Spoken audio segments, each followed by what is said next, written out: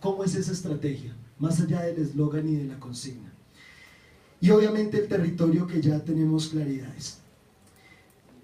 Quiero pasar ahora muy rápidamente al tema de la criminalización. Creemos que el conflicto, en última instancia, este conflicto que se ha generado por este modelo y por sus características, tienen como resultado la criminalización. Y decíamos también en nuestro grupo, no es la criminalización solo de la protesta, es la criminalización de la posibilidad de ser diferente. Y eso tiene unos dispositivos de poder legislativos, militares, etcétera, etcétera. Y esa criminalización creemos que tiene a los luchadores sociales en riesgo, estigmatizados, asesinados, aislados en muchos de nuestros países. Y ahí viene la otra pregunta: ¿cuál es la estrategia para enfrentar esa criminalización? ¿Desde dónde construimos el proceso de enfrentar esa criminalización? No, sé que hay ya mucho trabajo sobre el tema, pero en un conjunto, ¿cómo se hace? En una articulación. Y esa criminalización es producto de la defensa del territorio. Me queda más o menos 1 minuto y 10 segundos.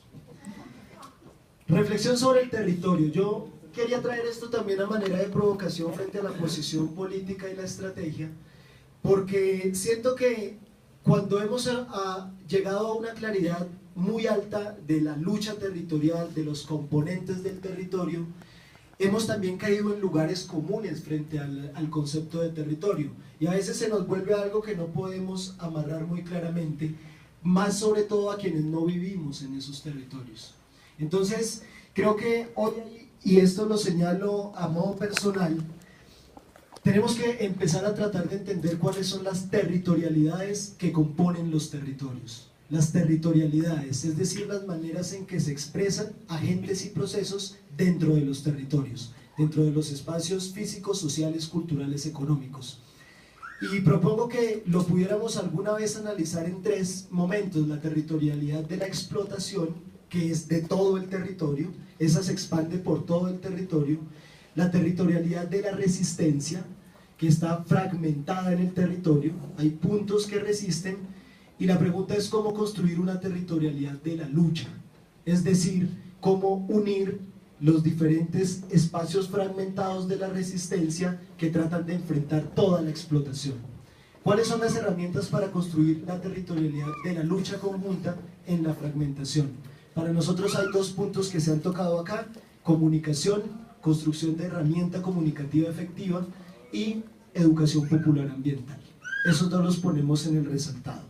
Y termino porque me pasé ya un poquito con una historia. Es que creo que respetar el tiempo del otro es lo primero para que podamos avanzar. Con una historia, en la comunidad Wayuu, que son los indígenas de la Guajira en Colombia, las comunidades indígenas, estas comunidades tienen una mina que yo decía ya tiene 33 años, es la mina de cielo abierto más grande del mundo en el país, el más grande del mundo. Acá Juan estuvo acompañándonos hace poco en un tribunal popular allí. La comunidad Wayuu y la comunidad afro dicen que ellos necesitan soñar para poder ver el camino al que los llevan los muertos. Los muertos son sus antepasados que están en sus cementerios, en sus territorios, y mediante el sueño ellos logran ver por dónde caminar a través de la comunicación con los muertos. Cuando la empresa El Cerrejón ha reasentado en su lenguaje empresarial, ha sacado de su territorio a la comunidad Wayuu y la ha puesto en otro lugar, las comunidades dicen que no se sienten bien en ese lugar, y ese lugar es más amplio, y ese lugar tiene casas más bonitas para nuestra mirada occidental moderna. Ellos dicen que no se sienten bien en ese territorio. Al preguntarles por qué no se sienten bien, dicen que ellos en esas casas de ese material no tienen la posibilidad de soñar. Es decir, el material bloquea la posibilidad de sueño de esas comunidades.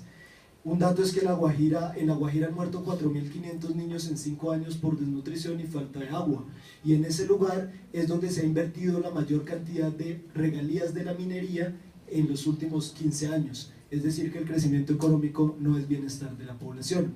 Y volviendo a la historia, cuando ellos dicen que no pueden volver a soñar en esas casas de la reubicación, construyen una casa de las que tenían antes al lado de la casa bonita, una casa que tiene todos los materiales y las características anteriores. La pregunta y la reflexión que me queda es: ¿cómo podemos combinar el ir adelante volver al pasado, reconstruir la cultura y nuestro pasado para poder volver a soñar. Gracias por su atención.